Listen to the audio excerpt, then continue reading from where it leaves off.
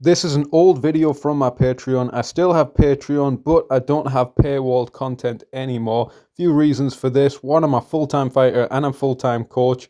I'm really just a part-time content creator. So if I make something, I want to share it out with everyone, and I don't have the time to make the quality content like a Jack Slack that justifies a $3.50 paywall. So literally now I just have the dollar. It's literally like a tip. Like you're walking along the street and you see a busker singing Conte Partiro in the middle of Middlesbrough Town Centre, you just give them a dollar tip. It's just that. But anyway, here's some breakdowns. I'm going to put all the old Patreon content up bit by bit. But here's a video, slow-mo, Buakaw Anpo versus Buakaw breakdown. And we're going to do it round by round. Here's the first round. For this, one of my favourite kickboxers of the minute against one of my favourite kickboxers of all time. Buakaw Anpo versus Buakaw. We see Buakaw Anpo jab and then immediately throw a left high kick with no switch. That's a good double attack. Get them to parry and reach forward with the jab, and then hook round. Now this is beautiful from both people. Buakaw Anpo hits his classic two-touch kick. He goes low kick, head kick, and then springs it back into a body kick. But if we look again, Buakaw, he checks the low kick, cross-checks the body kick, and then checks with the back leg as he goes to the next body kick. It's beautiful stuff. So Buakaw Anpo starts developing off his lead hand. He throws a 1-2, a tap-tap, and then goes to the body with the hook, and then goes upstairs. So many double attacks and triple attacks. So many dilemmas posed by Buakaw Anpo already. Buakaw keeps a steady stance, hands turned forward, ready to parry, lead leg quite light, ready to push kick in. He's already corralling Buakaw Anpo to the ropes. We're going to see this dynamic of Buakaw, the aggressor, the steady aggressor, and Buakaw Anpo, the more flamboyant fighter, fighting with combinations. Buakaw tries to establish the low kick to counter the jab, which he does, but Buakaw Anpo does this beautiful job of following in with multiple phases to the combination.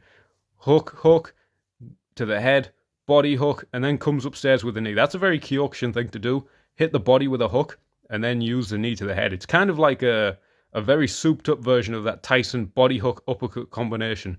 Buakaw, there, he reaches out both hands to keep distance, and that allows him to land a no switch left inside kick, as we'll see here. He's reaching out with both hands. This is a classic Buakaw tactic. He'll reach out with the lead hand, reach out with both hands, pawing away, and that's going to allow him to use his left kick. Left kick inside. Buakaw Anpo tries to counter back, but Buakaw has his check ready.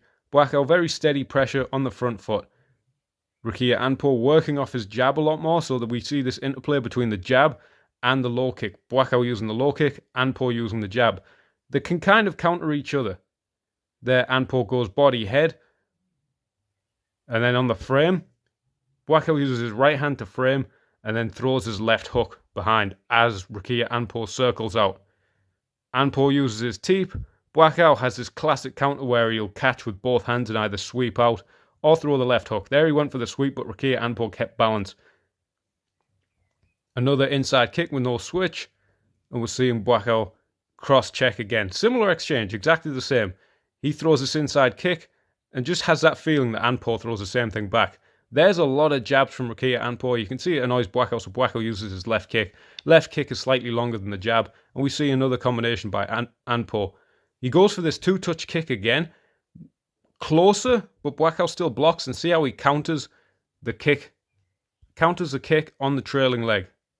So Buakaw Anpo throws this two-touch kick. He lands, now his right leg's in front, and Buakaw lands a hard right inside low kick to Buakaw Anpo's leg. And Buakaw Anpo gets the jab going again. Again, he's trying to get Buakaw to reach on the parry so he can hook around it or kick around it.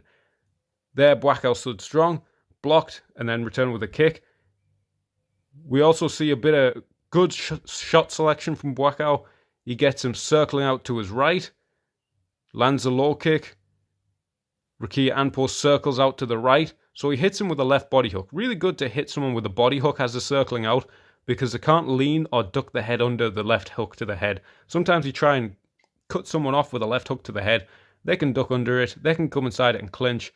They can lean back and you can miss. Body hook is much harder to move off your body out of the way of than the left hook. There's a nice classic combination by Buakaw Anpo. Right hook hits the guard, puts Buakaw's weight onto his right leg, and he hits the inside. And he hits a kick to the back leg, even the outside kick to the back leg. But Buakaw kind of bundles him over. establishing his jab, using his range, possible reach advantage for Anpo, and then a lean back from Buakaw. Beautiful. We see this interplay as well. When Buakaw gets a bit annoyed by Rikiya Anpo managing to keep his distance, Buakaw will throw his kick to the body. Even there, a closed side kick to the body with the right leg. Even though he can't match Anpo for jabs, he can use his legs, much longer weapon. There he hits an inside low kick again, and Rikiya Anpo ducks inside. Even in this little clinch exchange, where there's limited clinch in kickboxing, Buakaw doesn't give him anything for free. He hangs his weight on the neck of Anpo, gets Anpo a little bit tired. We've got about 1 more minute left in this round, and we see Buakaw playing the steady aggressor, and Anpo looking to flick his jab before getting into his longer combinations. There's an inside low kick by Rikiya Anpo, classic double attack, the Georges St-Pierre double attack, jab to inside low kick. There he feinted twice. He feinted a jab, feinted a hook, and then threw a right hand, but missed. Buakaw can be really good at leaning back at the waist, something that generally you shouldn't do. It got him tagged against Andre Dida, but he has this good ability of being able to lean back at the waist and then counter with knees, because it kind of limits the range he has to cover with his knee. There's a beautiful switch kick, much longer than the Rikiya Anpo straight punches, and there he leans back and counters with a right low kick. Beautiful. Because Rikiya Anpo was so out of position, he put himself more out of position to get out of the way, but sometimes you have to break the rules of footwork when you're in a bit of a questionable position. Buakaw swings quite hard, as we all hear. Buakaw swings quite hard, looking for that body hook. Makes it a little bit predictable, so he gets a bit countered. He gets countered with a left hook and a right cross. 2 shots counter that for Anpo, and that's beautiful by Anpo. He jabs, feints a flying knee, and then hits a right hand whilst he's off both feet. That feint of the knee, or even if you throw the knee properly to the head, will get someone to stand up straight, and it's easy to swing that leg back and throw your hand out and catch someone. Masashi Kimura style, it's really good. There they duck into range. Buakaw looks for his left knee to the body, close weapon, and there's a good mix of linear and rotational strikes. He hits a jab, does Buakaw, jab through the middle of the guard, and quite a wide hook. That right hook can be an underutilized punch. You get taught not to do it because it's a bad habit when you're a beginner and you're throwing it loads, but once you've learnt the basics, it's good to mix into your game. Here we're going to see that leaning back and countering with a knee that he does really well, but we're going to see it go wrong for him. So he leans back off of 2 hooks and counters with a knee beautifully, but then he tries to lean back again from far too close and eats a clean left hook. Anpo tries to throw his left push kick straight. It slips across and he gets hit with a right straight. That's the danger of the push kick in a real life situation when you're fighting someone in the topless. It can slip across and then all of a sudden, bang, you're in their punching range. Buakaw hits him with a right straight.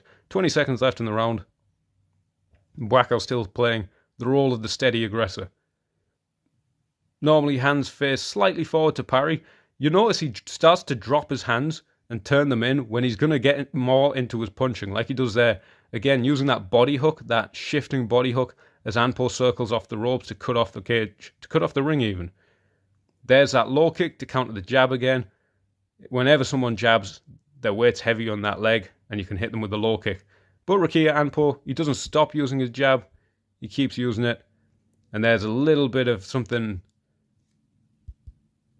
Again, he misses the left kick. He's trying to cut him off with the left kick as Anpo circles to the right here. So he uses the back fist to try and cut him off again. Worth trying at the end of the round. And again, the checking was on point for Buakaw throughout this fight.